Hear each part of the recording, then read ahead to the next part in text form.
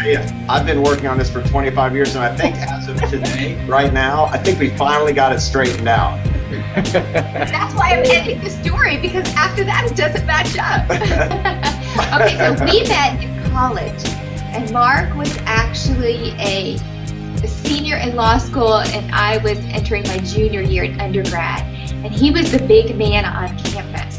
That's where I was actually 30 years old. I just turned 30 when we got engaged, so I had a lot of time to think about it and pray about it and consider it. And I remember one time going to a friend of mine who was really a mentor. The preparation you do before the first year of marriage will perhaps determine and maybe even dictate how that first year of marriage goes.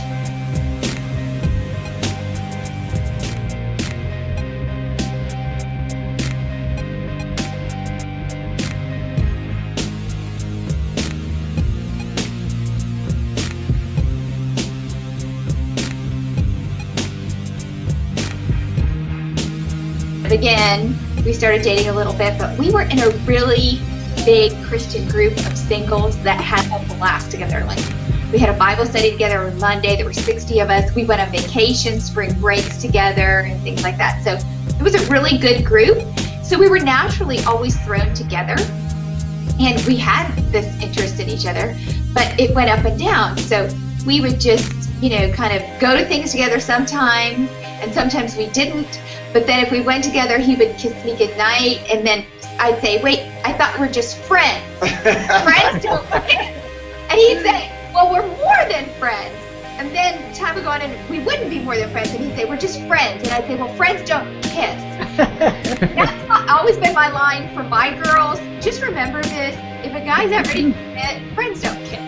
We were such good friends. So Mark and I track really well together as far as our pace and where we're going, and we had been friends for a long time.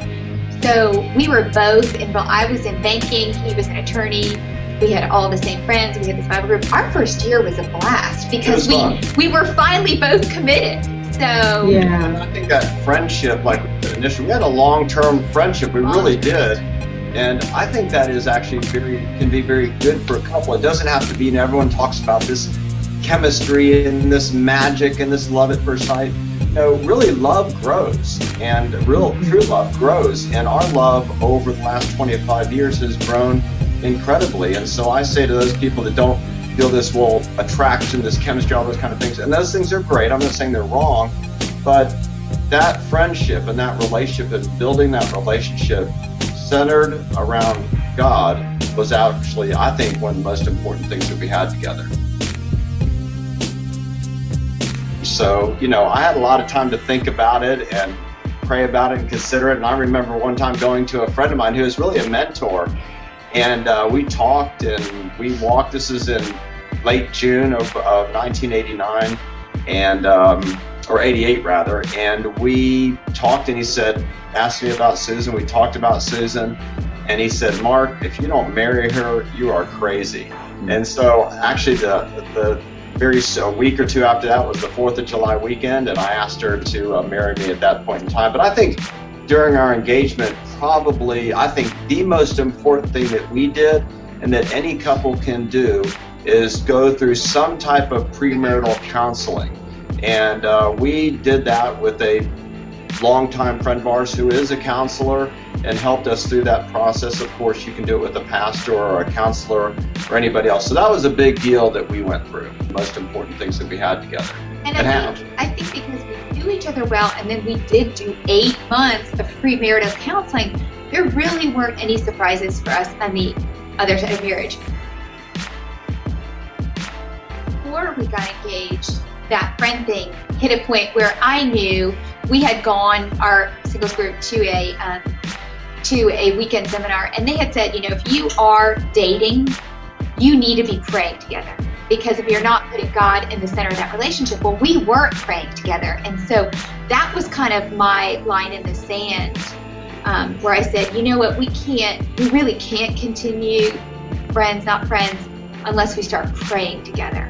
And Mark really wasn't ready to do that. And so But I had to be obedient to God, and that was the end of our relationship for a time. I really had to draw that hard line and say, you know what, I love him too much, because I knew he was the one already. Love him too much. Just a little slow on the take. I love him too much. Yeah, to be with him all the time in our friend group, and have that line. If he's not going to pray with me, our relationship is never going to get past that. Right. And so I did have to go find another friend group. It was really hard. I had to. So it was during that time that we weren't even seeing each other at all, that he had time to really think about what the relationship meant to him.